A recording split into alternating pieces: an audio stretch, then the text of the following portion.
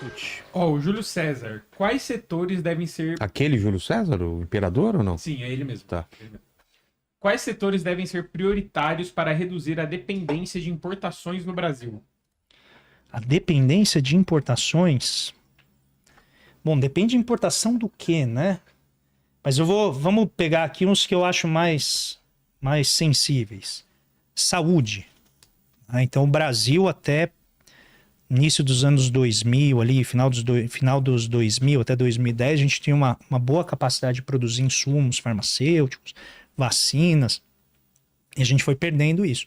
E hoje, acho que mais de 70%, né, do que a gente consome na saúde vem de fora.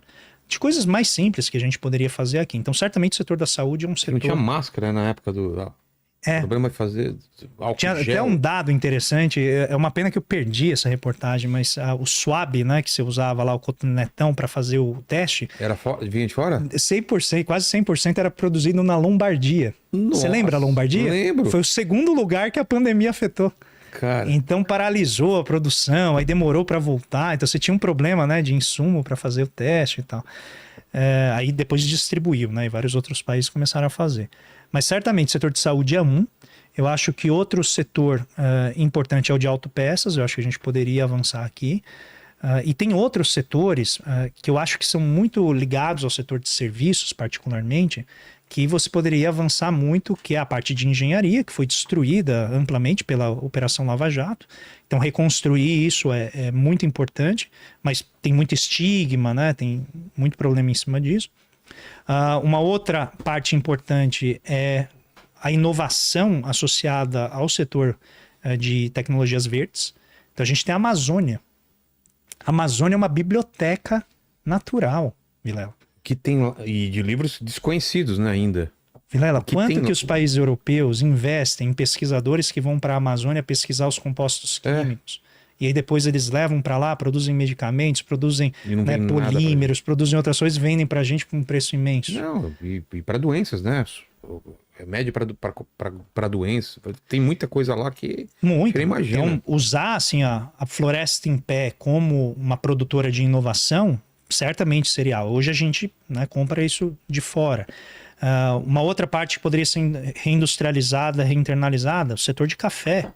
O Brasil produz menos de 1% do valor do setor global. Né? Porque a gente produz apenas a matéria-prima. Volta a cápsula cara pra caramba aqui. E aí 2 países que não tem um pé de café, Alemanha e Suíça, a Alemanha processa o café e a Suíça vende pra gente as cápsulas. Exato. Nespresso. E não tem um pé de café. E pegam a maior parte porque é a parte mais sofisticada, né? Então, tem espaço aqui para aumentar vários elementos nativos, como, por exemplo, o cupuaçu. Você poderia incrementar cadeias produtivas locais que respeitam o meio ambiente, tem toda essa dimensão. Por fim, uma que é fundamental internalizar rapidamente é o valor da floresta em pé. O valor da floresta em pé...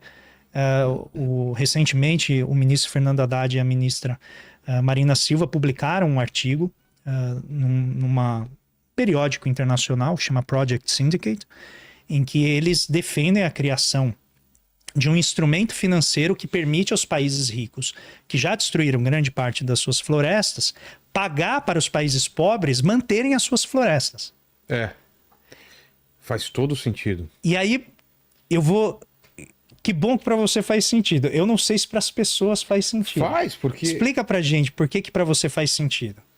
Porque a floresta... pra gente. Porque a floresta em pé, ela tá segurando o planeta inteiro, né? Não só aqui. Então tem um serviço ali, né? Tem um serviço, claro. Mas as pessoas olham e falam, mas cara, não tem que fazer nada. Por que eu vou pagar por isso? É só não destruir. Tá, então a gente vai destruir. Aí fala, não, então a gente paga. Aí você fala, não quero, é só não destruir. Por que eu vou pagar pra não destruir? Não. Aí eu paro só pra ter uma comparação. Quanto que a gente gasta mundo afora na manutenção de museus? Museu, que é uma tarefa contemplativa, lá, e serve para quê? Para memória. Não tem valor isso? Por que eu não vou manter a memória do planeta, que uma parte dela é a floresta? E não é nem só memória, é o futuro. Mas o serviço que ela presta também. Né? Então, normalmente as pessoas acham que isso é uma coisa menor, que não é importante, mas o serviço que as florestas prestam é imenso. A pergunta é, o mercado consegue identificar o valor nesse serviço que a floresta presta? Geralmente não.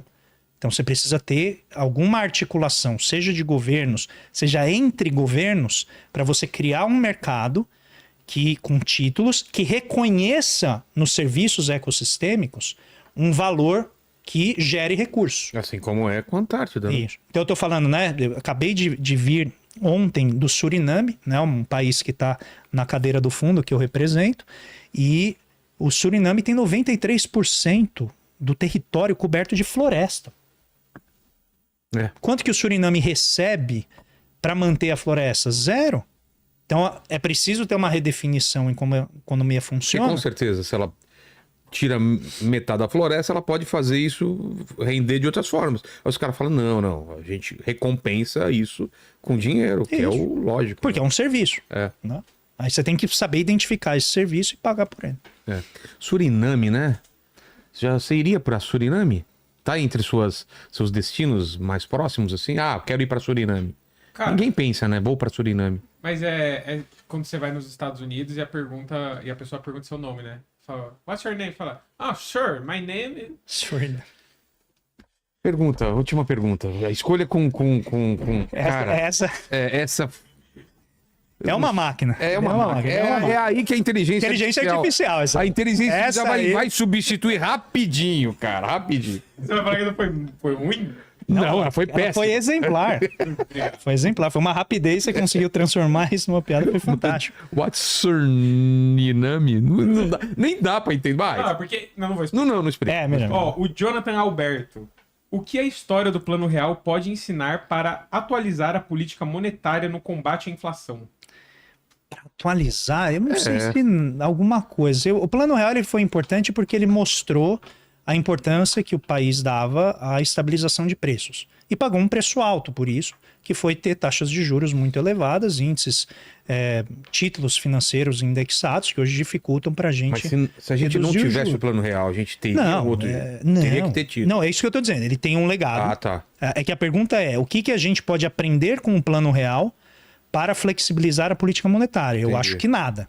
O Plano Real... outro cenário. É outra coisa, e ao contrário, né? O Plano Real era muito amarrado. Ele controlou a taxa de câmbio por 5 anos. Em 99 ficou insustentável. Eu pedi uma foto do Suriname. Ele pegou qualquer foto de floresta e jogou, porque pode ser da Serra do Mar aqui. Mas pode ser de Suriname mesmo. Mas é uma floresta de Suriname. Tá bom. Mas pra gente, eu achei que ia ter uma coisa mais ampla e tal, mas é uma bonita. E assim, o Suriname é um país interessante porque assim, ele é de colonização holandesa, então se tornou independente em 1975, se eu não me engano, fala holandês. A maior parte da população fala holandês. É uma floresta fechada. Como muitas ilhas ali do Caribe também falam holandês, né? Olha só. Mas enfim, eu acho que o Plano Real, ele ensinou algo importante, que a estabilização tem um valor social. A gente está disposto a pagar um preço razoavelmente elevado pelos benefícios da estabilização social, da estabilização de preços, e esses custos foram desindustrializar a economia e ter uma das maiores taxas de juros, né, do planeta. Como flexibilizar a política monetária? Dado que a gente criou esse sistema de metas de inflação, qualquer mudança muito drástica nele vai gerar volatilidade no mercado, né? Como eu explico aqui no livro. A Faria Lima rapidamente usa os seus instrumentos para coagir o governo a não avançar nessa direção, e o governo se vê ali com taxas de juros no mercado muito elevadas e taxa de câmbio correndo fora de controle. Então, você coloca até Faria Lima versus Feira de Acari. Isso. Por quê? É que nesse caso eu estou trabalhando com a remuneração do trabalho, não tem a ver com a política monetária. É só para mostrar assim que tem, né, as pessoas que trabalham no comércio ambulante ou trabalham na área informal, elas não conseguem usar a qualificação do seu trabalho para ganhar remuneração mais elevada, enquanto na Faria Lima você tem uma remuneração que não necessariamente é determinada pela sua produtividade, mas pelo fato de você estar num setor que é estratégico dentro da economia, que é baseada no que eu chamo modelo extrativista agrofinanceiro. Então você está no extrativismo, você está na agropecuária, você está nas finanças, a capacidade que você tem de gerar uma renda elevada se você estiver no topo da distribuição é muito alta. Entendi. Tá? Você está na agropecuária, na mão de obra menos qualificada, você vai ganhar muito pouco e nas finanças também. Né? A diferença entre a faxineira e o guarda do banco da Faria Lima e o diretor executivo do banco que tem um elevador só para ele. Então são dois mundos ali, né, que coexistem naquela dimensão. Eu usei a ideia da Feira de Acari para ilustrar, né, esse mercado mais informal, da pessoa que vive ali quase na loteria do mercado. Um mês ganha muito, no outro mês não ganha tanto. Trabalho duro, né, de montar ali todo o comércio e tal, com a pessoa que, né, mora ali perto da Faria Lima, anda 3 quarteirões, está no seu emprego, no ar-condicionado, protegido, com salário elevado, bonificações na Babessas e assim por diante.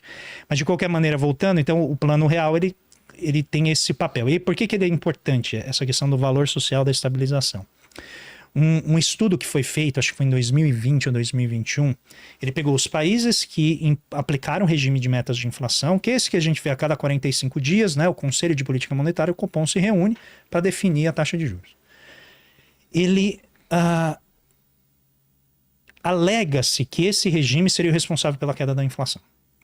Então esse estudo pegou lá 40, 50 países e mapeou quem fazia regime de meta de inflação e quem não fazia. Formal ou informal e tal, e quem não fazia. O que eles notaram? Que o regime de meta de inflação não afetava o resultado. Ah, é? É. Os países que não tinham regime de meta de inflação tinham inflação tão controlada quanto os países que tinham regime de metas de inflação. O que era a diferença? Era o valor social da estabilidade de preços, que poderia se expressar pelo regime de metas de inflação ou não. Entendi. Então, é o fato de a sociedade ser intolerante com a inflação que determina uma trajetória de estabilidade de preço e não ter o regime de metas de inflação ou não. O que isso quer dizer? Que os países que têm regimes de metas de inflação precisam ajustar esse regime para atender às suas necessidades de desenvolvimento, que é a pergunta que ele está fazendo aqui para a gente. Como que a gente poderia flexibilizar? Então, por exemplo, uma das possibilidades é subir a meta de inflação. Então, no início do ano passado, o governo Lula havia acabado de assumir, e acho que abriu mais ou menos, o Conselho Monetário Nacional, que é formado pelo ministra do Planejamento, a Simone Tebet, o ministro da Fazenda, Fernando Haddad, e o presidente do Banco Central, que foi herdado do governo Bolsonaro pela autonomia, que é o Roberto Campos Neto. Eles sentaram nesse comitê e decidiram que a meta de inflação seria mais baixa. Se a meta de inflação 2 anos depois está mais baixa, Vilela, significa que eu vou ter que fazer um esforço maior para reduzir a inflação do que eu fiz no ano anterior, certo?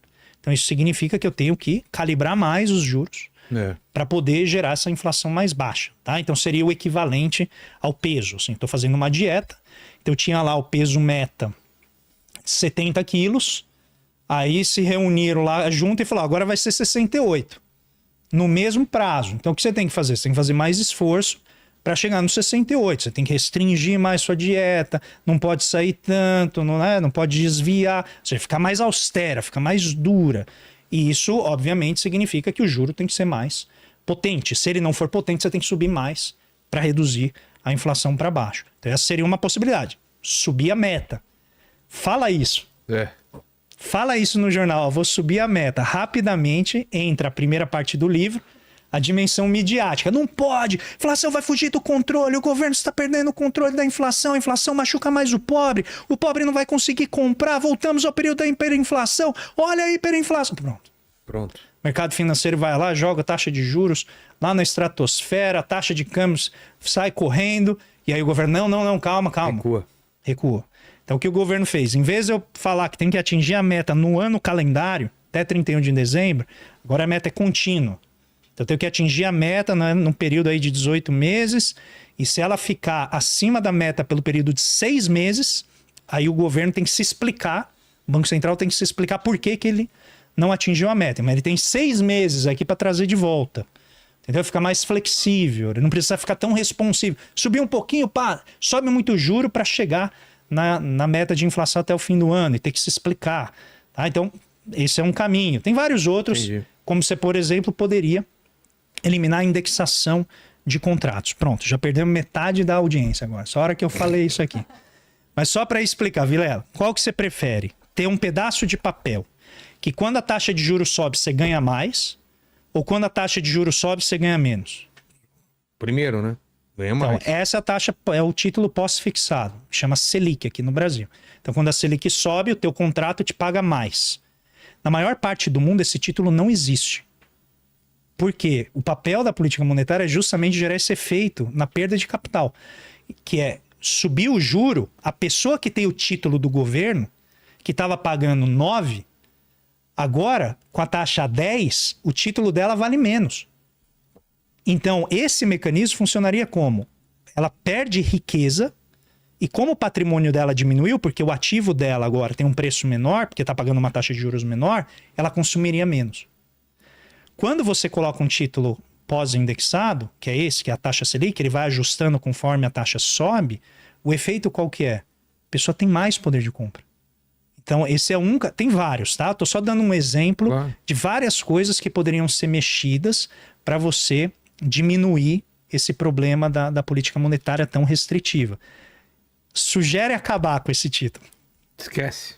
No dia seguinte já veio, né, a batelada da mídia, o Congresso diz, o governo está afetando a autonomia do Banco Central, o Senado já monta a barreira, não pode mexer e tal. Porque essa é a estrutura de poder. E novamente, você está vendo, não estou falando que é bom ou ruim. Eu estou explicando como que isso aparece pra gente.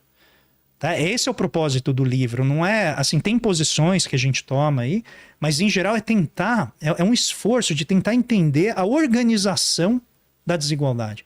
Que mesmo se você, Vilela, acordasse um dia e falar, eu vou ajudar a combater a desigualdade aqui do meu quadrado, Sim. muito provavelmente você vai falhar. Muito provavelmente você vai falar, porque a estrutura da sociedade Tá ela é montada para gerar isso.